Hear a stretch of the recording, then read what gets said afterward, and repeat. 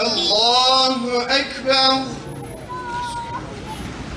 Allahu Ekber. Ve rahmetullah. Esselamu aleyküm ve rahmetullah.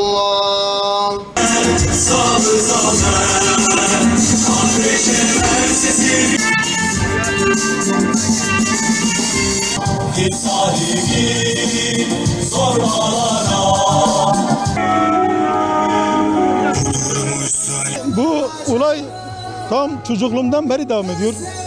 Maalesef hiçbir ülke Filistin'e sahip çıkmadı şimdiye kadar. Herkes siyasi bir amaçla yanaştı. Ama şu anda İsrail geldi şimdiye kadar bütün o yaptığı zulümlerin yani haddi hesabı yok. Ama şu anda bu artık çoluk, çocuk, kadın, yaşlı kesim hepsine artık ayrım yapmadan saldırıyor. Bu da gerçekten de yani çok vahşi bir olaydır. Yani şimdiye kadar dünyada yapılmamış bir suikast girişimidir. Yani insanları hiç ayırmadan, çoluk çocuk ayırmadan hastahaneyi, ondan sonra kiliseyi, camileri hiçbirini ayırt etmeden hepsine saldırıyor. Ama burada Müslümanların bu konuda duyarlı olmaları lazım. Devletlerin ise en kısa zamanda yani siyasi şey neyse girişim neyse o girişimi derhal yerine getirmeleri lazım. Gerekirse siyasi ilişkilerin üzerinde, gerekirse ambargo üzerinde yani en kısa zamanda bu olayı durdurmaları gerekiyor. Yoksa gerçekten çoluk çocuk şu anda ayrı etmeden hepsini Filistin öldürüp acımadan cinayetlerini işlemeye devam ediyor. Biz bunu kınıyoruz. Yani gerçek bir Müslüman olarak utanıyoruz. Bütün İslam ülkelerinin sessiz kalmasına karşı ne yazık ki yani kahroluyoruz.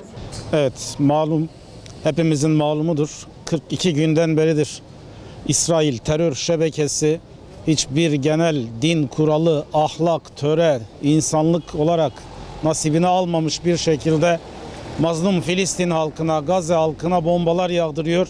Onları perişan ediyor ve bütün dünyanın gözü önünde bunu gerçekleştiriyor. Biz de Kahta'da sivil toplum kuruluşları olarak bir araya gelerek bu mel'unun lanetlemek için, bunların zulmünü dünyaya duyurmak için duruşumuzu ortaya koymak adına bir araya geldik ve bunu sürekli de devam ettireceğiz. Halkımızın gündeminden düşürmemeye çalışacağız. İbadetlerimizde, dualarımızda her zaman Filistin'e yer vereceğiz. Özellikle halkımızdan istediğimiz, bütün kardeşlerimizden istediğimiz 3 şeyi, duayı, İsrail mallarını boykotu ve Filistin halkına maddi desteği yaygınlaştırmak, sürekli hale getirmek adına biz de bu eylemlerimizi sürekli hale getireceğiz, haftalık olarak yapacağız. Bu amaçla burada toplandık. Buraya gelen bütün kardeşlerimize teşekkür ediyoruz.